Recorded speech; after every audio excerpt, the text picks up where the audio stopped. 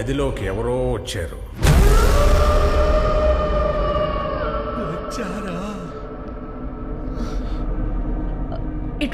ఇటువంటి ఒక రూమ్ ఉన్నట్టు ఇప్పుడే మాకు తెలుసు.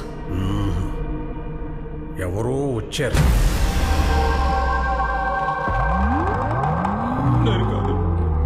అది చంద్రముఖి ఆత్మను దిగ్బంధించడానికి ఆ రోజు వేసిన ముగ్గు.